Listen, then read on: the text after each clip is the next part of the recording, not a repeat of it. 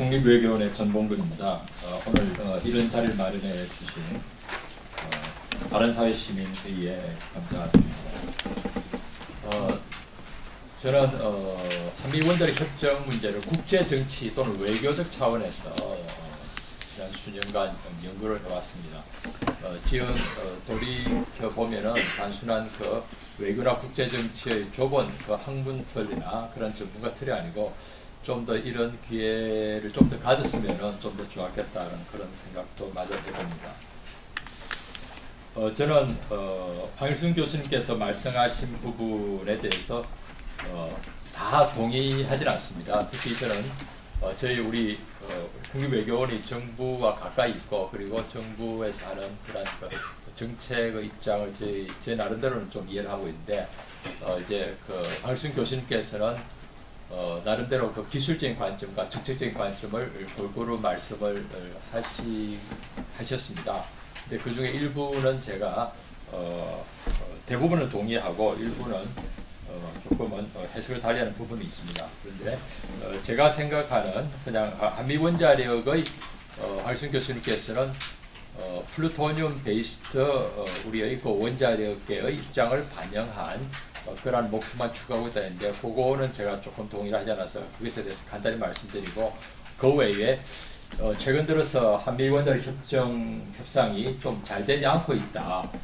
그래서 이렇게 하느니보다는 그냥 연기하는 게 낫지 않느냐라는 여론도 있고 그것에 대한 전문가 제언도 있어서 정부도 그렇게 논의하고 있다는 이야기가 많이 나왔습니다. 그래서 그와 관련해서 왜 그렇게 하는 것도 그럭저럭 좋은 정책이 아니겠는가라는 것에 대한 저의 입장을 좀 간단히 말씀드리겠습니다. 한 10여 분 시간이 있다고 그랬습니다만 우선 우리 정부는 한미 원자력 협정의 개정 협상에 대해서 한 3가지 또는 4가지 목표를 가지고 있습니다. 하나는 말씀하신 바와 같이 우리의 사용 해결료를 처리해야 되는데 사용 해결 문제를 처리하기 위한 재활용 또는 재처리 또는 관리 문제를 추구하는 것이 있습니다. 그리고 또 거기에 못지않게 중요한 비중을 두는 것이 우리의 현재 23기의 이 원전을 가동하는 데 필요한 핵연료를 우리가 어떻게 하면 좀 더 경제적으로 또는 안정되게 공급할까? 핵연료 공급의 안정성과 경제성을 어떻게 보장할 것인가? 라는 차원에서 전홍축도 그러한 능력을 가지는 것이 필요하다. 그리고 만약 그것이 민감하다면 일단은 권리를 다시 재량권을 갖고 그리고 그것에 대한 집행 시기는 좀 협의를 해보자. 이런 식의 입장도 있다고 생각합니다. 그리고 세 번째는 현재 원전 수출 산업이 차세대 최대의 그 성장 산업의 하나로 갑자기 등장을 했습니다. 그래서 이러한 것을 우리가 수출을 많이 하는데 역시 이 원전 수출이라는 것은 워낙 큰 시장이기 때문에 강대국의 또 힘이 필요하고 그리고 우리가 원전을 수출할 때 우리가 갖고 있는 원전 내부에 많은 기술이 미국의 기술이 일부 녹아 있습니다. 그래서 미국의 협력이 있으면 우리가 수출을 훨씬 더 잘할 수 있기 때문에 공동으로 세계 원전 시장에 진출해서 같이 이 경제적 공동 이익을 취하자라는 그러한 하나의 또 세 번째 목표가 있습니다. 또 하나는 그렇게 부각되지 않습니다라는 언젠가는 현재의 원전 시스템이 현재 우리가 갖고 있는 3세대 시스템인데요. 이러한 것에 대한 좀 더 차세대 원전인 4세대 원전을 기반으로 넘어가서 우리가 에너지 안보를 더욱더 강화해야 된다는 그러한 필요성도 제기되고 있습니다. 그런 시기가 언제 닥칠지 모르겠습니다만 고속로와 그리고 금속 해결료를 기반으로 한 차세대 원전을 개발하기 위한 경쟁에 일부 국가들이 이미 뛰어들고 있습니다. 그런데 미국은 그 비확산이라는 자기 자신의 특별한 필요성 때문에 그러한 것에 좀 덜 하고 있습니다만 그 외에 유럽 국가들 그리고 인도, 중국, 러시아는 고속로 개발에 크게 뛰어들고 있는데 우리나라도 그러한 것을 해야 되겠다. 그런데 그런 것을 하기 위해서는 또 파이로라든지 재처리가 필요한 부분입니다. 그래서 미래 에너지 안보를 위해서 좀 한미 간의 협력을 강화해야 되겠다. 이러한 한 서너 가지 목표를 두고서 우리가 협상을 하고 있었습니다. 그런데 그러한 협상이 우리가 기대하는 만큼 잘 되지 않았다는 이야기를 듣고 있습니다. 저는 한 3가지 정도의 문제점이 있다라는 생각을 합니다. 첫째는 우리는 이제 한미 이런 원자력을 접근하면서 여러분들께서 원자력의 그 이중성이라는 말은 많이 익히 들었을 것 같습니다. 원자력을 평화적으로 이용할 수도 있고 군사적으로 이용도 할 수 있는데 그것은 똑같은 하나의 기술입니다. 근데 우리는 100% 우리는 평화적으로, 경제적으로, 산업적으로 이용한다는 입장을 견제해왔고 그 가장 성공 사례입니다. 그런데 미국의 입장에서는 원자력 협력을 할 때 그 협상의 대표로 나오는 미국 대표는 국무부 내에서 국제안보 비확산 담당 대표가 항상 국제협정을 대표를 하러 나옵니다. 우리나라의 경우는 지금은 외교부가 합니다만 그동안은 항상 원자력 담당하는 분이 한국의 대표로 나오고 미국에는 비확산 담당 대표가 우리 협상 대표로 나옵니다. 그러니까 미국의 원자력 협력 정책은 비확산 정책으로 바로 같이 보아도 틀리지 않다고 봅니다. 그래서 우리의 원자력의 경제적 이용 원칙과 평화적 이용 원칙과 미국의 그러한 것이 혹시 잘못되어서 군사적으로 흐르지 않을까라는 것에 대한 갈등이 끊임없이 있어 왔습니다. 특히 미국의 비확산과 관련해서는 하나의 대원칙을 가지고 있었습니다. 지난 30년간 그 대원칙을 견제하기 위해서 엄청 노력을 해왔습니다. 즉 다시 말해서 새로운 농축 제철이 국가의 등장 반대라는 원칙을 자기들은 75년부터 인도의 핵실험 74년부터 3, 40년간 끊임없이 지켜왔고 그것을 자기들은 성공했다고 그렇게 생각을 합니다. 거기에 대한 유일한 도전 세력은 유일한 도전 국가는 북한과 이란 뿐입니다. 그런데 갑자기 한국이 이제 농축 제철을 하겠다고 나왔으니 미국으로서는 그것을 아직은 수용하기가 굉장히 어려운 그런 상황인 것 같습니다. 그래서 미국은 기존의 자기 원칙을 견제하겠다라고 하고 있고 한국은 예외적으로 우리에게 농축 제철을 허용해달라라고 이제 하고 있습니다. 그런데 제가 볼 때는 한국은 예외적인 대우를 받을 만한 충분히 자격이 있습니다. 지난 3, 40년간의 원자력 산업이 이렇게 부흥한 나라가 없습니다. 지난 3, 40년간에 갑자기 원자력 발전소가 많아져서 사용 해결의 문제점을 안고 있는 나라가 없습니다. 그래서 우리는 충분히 문제를 제기할 만한 자격이 있고 미국은 자기들의 국가 정책으로 30년 유지해온 것을 한국 때문에 그것을 바꾸려고 하니 골치가 아프고 그래서 이러한 그 두 개의 원칙이 부딪히고 있었습니다. 그래서 그러한 것을 해소하는 데 충분한 시간이 있어야 되는데 제가 볼 때는 우리의 2년간의 한미 원자력 협상 시간으로는 미국의 인식을 바꾸는데 좀 실패하지 않았나 그런 생각을 해봅니다.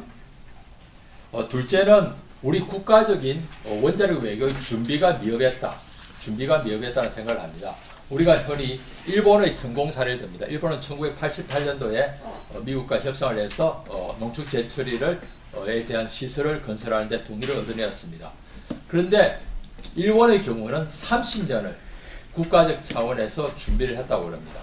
그리고 그 당시에 있었던 가장 좋은 관계를 유지했었던 나카소네, 레이건 그 정상 채널을 미국, 일본이 최대한 활용했다고 합니다. 그리고 일본은 이것을 얻기 위해서 자기들이 할 수 있는 그 외의 부수적인 양보를 최대한 동원했다고 합니다. 근데 우리나라는 현재 외교부와 과학기술협회만 협상에 임하고 있습니다. 그래서 우리가 총력 외교를 하려면 그 외에 다른 차원에서 주고받기를 해야 되는데 그 주고받기라는 것을 좀 할 수 있는 여지가 없었다는 생각이 듭니다. 그리고 지금 박근혜 정부 들어서는 한미 원자력 협정이 우리의 최고 외교 아젠다로 또 올랐습니다만 지난 1, 20년간 누구도 이것을 대한민국의 최고 국가 아젠다라고 생각하는 사람이 없었습니다. 오로지 원자력계만 급해서 발을 동동 구르며 이것을 해결한다 했지만 그 누구도 그것에 대해서 기울을 누리지 않았습니다. 그래서 제가 볼 때 30년간의 일본의 준비 그리고 일본의 나카소네의 또는 최고 정부 지도자들의 관심 그리고 총력 외교 이러한 것들이 과연 우리들에게 있었을까라는 걸 본다면 우리가 준비가 좀 모자랐다는 생각이 듭니다. 또 하나 일본과 한국의 또 하나의 차이점이 있습니다. 아까 말씀드렸듯이 일본의 최고의 원칙이 뭡니까? 신규 농축 제철이 국가의 등장 반대인데 일본의 경우는 88년도에 그 성공한 협정을 체결하기 이전에 이미 농축 제철이 기술을 가지고 있었습니다. 이 나라를 50년대부터 가지고 있었어요. 그러니까 미국과 협상한 것은 그것을 단지 큰 시설을 짓는데 이제 미국과 그렇게 굉장히 어려운 협상을 했고 그 협상도 정말 어려웠습니다. 근데 우리나라의 경우는 농축 제철 기술이 전혀 없는데 우리가 새로이 하려고 하니까 더 많은 더 큰 고비를 넘어야 되는 그런 숙제를 안고 있는데 우리가 그를 위해서 그것을 감당할 수 있는 준비가 지금 현 정부들로서는 이것을 국가 최고 아젠다로 내세웠지만은 그러한 것들이 지난 10년간은 준비를 했었어야 했는데 그러지 못해서 조금은 우리가 준비가 모자랐다는 느낌이 듭니다. 그럼에도 불구하고 지난 2년간 외교부를 중심으로 한 우리나라의 그 협상 대표팀은 상당히 노력을 기울여서 그래도 미국의 입장에서 한국을 과거와 같은 식으로 대우를 해서는 안 되겠다.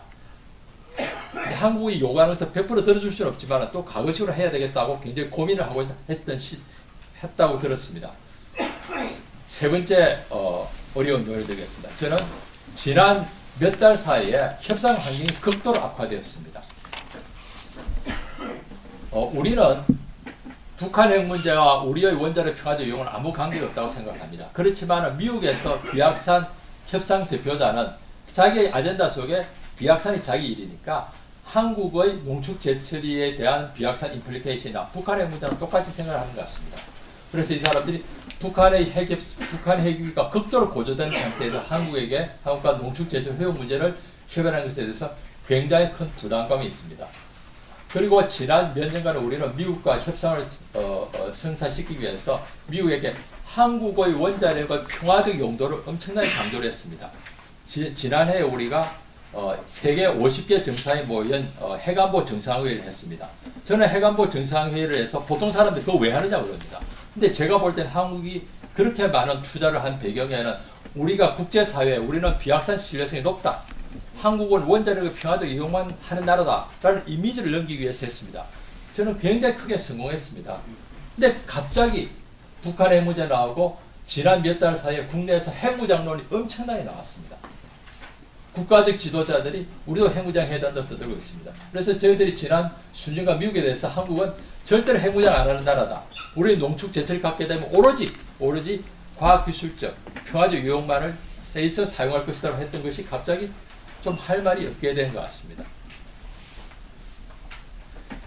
또 하나가 좀 말씀을 드리면은, 그러니까 이러한 그 핵무장을 하시고 하시는 분들은 제가 볼 때는 좀 약간 세상의 변화에 대해서 조금은 잘 몰랐던 것 같습니다. 지난 30년간 특히 인도의 1974년 핵실험 이후 비약산 체제가 엄청 강화되었습니다.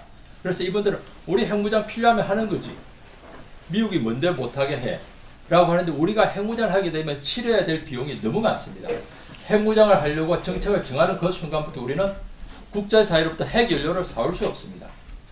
그것은 NPT 체제와 무관하게 모든 나라의 국가의 법에 되어 있습니다. 우리나라의 국가의 법에도 그래 있고 어떤 한 나라가 핵을 개발하려고 하면 우리는 그 나라와 거래를 못하도록 우리 국내법에 되어 있습니다.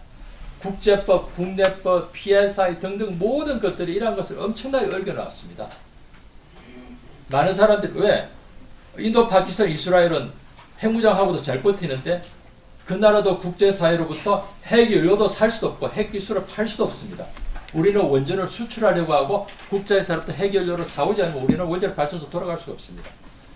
그러니까 그 나라들 현재 핵무기를 갖고도 국제사회로부터 제재를 안 받는 나라는 원래 NPT에서 인정된 5개 국가, 핵국가 외에는 없습니다. 그 외에 모든 국가들 이스라엘, 파키스탄, 인도도 엄청난 국제 제재 속에 있습니다.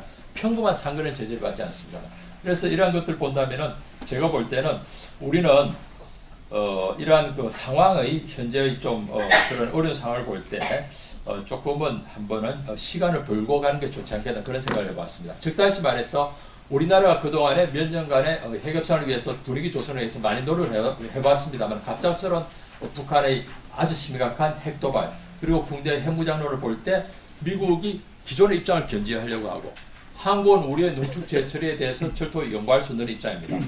이랬을 때 우리의 스마트 전략은 이러한 그 고비가 좀 지나가도록 하자는 것이 아닐까 그런 생각을 하고 만약에 그렇게 되는 것이 저희들은 아까 말씀드렸듯이 앞으로 2년 또는 3년간의 시간을 벌게 된다면 우리가 모자랐던 부분에 대해서 좀 더 준비를 강화해서 좀 더 좋은 성과를 내지 않을까 그런 생각을 해봅니다. 일단 저희 토론을 마치겠습니다.